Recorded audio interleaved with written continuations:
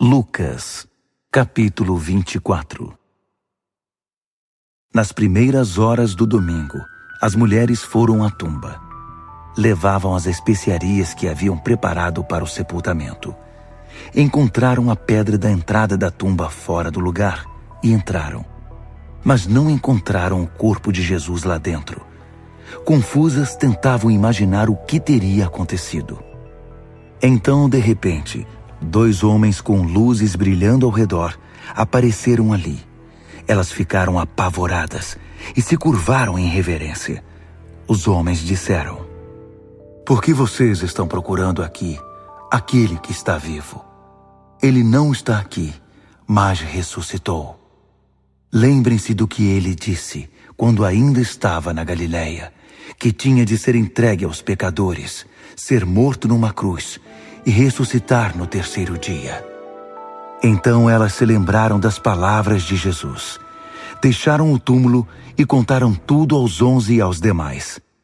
Maria Madalena, Joana, Maria, mãe de Tiago, e as outras mulheres que estavam com elas relataram os fatos aos apóstolos, mas eles não acreditaram numa só palavra que disseram, achando que era coisa da cabeça das mulheres. Mas Pedro correu até a tumba.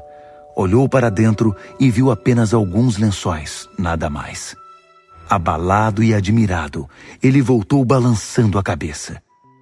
Naquele mesmo dia, 2 discípulos caminhavam em direção à cidade de Emaús, a uns 10 quilômetros de Jerusalém. Eles conversavam a respeito de todas as coisas que aconteceram. No meio da conversa, Jesus apareceu e os acompanhou, mas não o reconheceram. Ele perguntou: "O que vocês estavam discutindo tão compenetrados?" Eles pararam cheios de tristeza, como se tivessem perdido o melhor amigo. Um deles, chamado Cleopas, respondeu: "Você deve ser a única pessoa de Jerusalém que não sabe o que aconteceu nos últimos dias." Ele perguntou: "E o que foi?" Eles disseram: "As coisas que aconteceram a Jesus, o Nazareno. Ele era um homem de Deus, um profeta, que falava e fazia como ninguém. Era abençoado por Deus e amado pelo povo. Mas nossos líderes e principais sacerdotes o traíram, o sentenciaram à morte e o crucificaram. Tínhamos esperança de que ele fosse o libertador de Israel. Mas hoje é o 3º dia desde que tudo aconteceu, e algumas das mulheres do nosso grupo nos deixaram confusos. Hoje de manhã, bem cedo, elas estiveram no túmulo.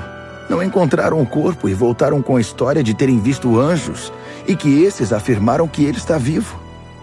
Alguns dos nossos amigos foram ao túmulo para verificar e o encontraram vazio, como as mulheres disseram, mas não viram Jesus." "Vocês não entendem", suspirou Jesus. "Como demoram para crer? Porque não acreditam em tudo que os profetas disseram?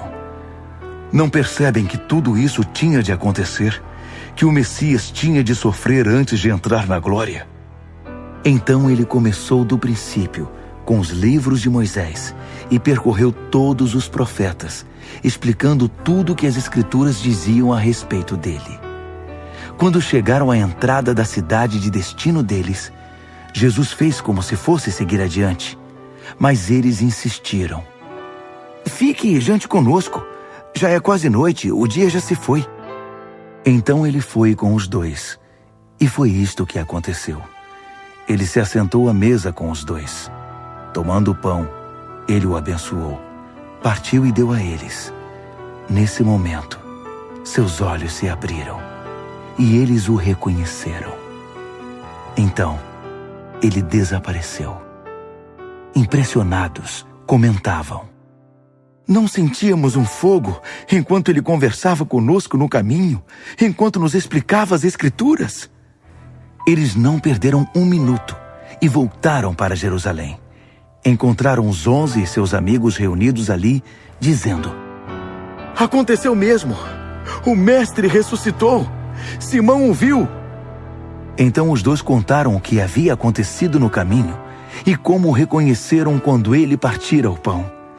Enquanto falavam, Jesus apareceu no meio deles e disse: "Paz seja com vocês." Mas eles pensaram que estavam vendo um fantasma e ficaram morrendo de medo. Ele, porém, os tranquilizou. Não fiquem preocupados, nem deixem que a dúvida os domine. Olhem minhas mãos, olhem meus pés. Sou eu mesmo. Toquem em mim. Examinem-me da cabeça aos pés. Um fantasma não tem músculos e ossos. Enquanto dizia isso, mostrou a eles as mãos e os pés. Eles ainda não conseguiam acreditar no que estavam vendo. Era bom demais para ser verdade. Ele perguntou: "Vocês têm comida aqui?" Eles trouxeram peixe que haviam assado, e ele comeu o peixe na presença de todos. Em seguida ele declarou: "Tudo o que eu disse enquanto estava com vocês confirma. Todas as coisas escritas a meu respeito na lei de Moisés, nos profetas e nos salmos tinham de se cumprir."